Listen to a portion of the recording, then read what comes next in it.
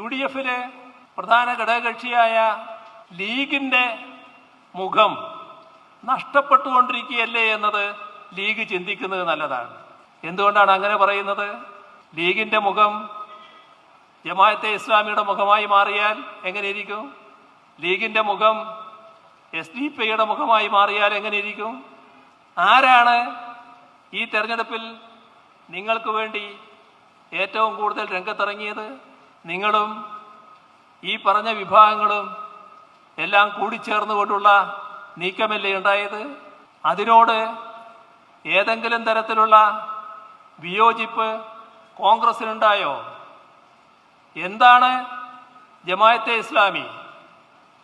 എന്താണ് SDPI എന്ന് അറിയാത്തതാണോ കോൺഗ്രസിന്?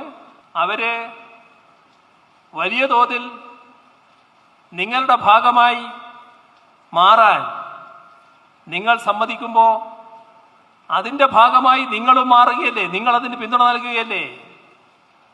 ആ നില 4 വോട്ടിന് വേണ്ടി ചെയ്യുന്നത് നമ്മുടെ നാടിൻ്റെ നല്ല നാളേക്ക് സഹായകരമായിട്ടുള്ളതാണോ?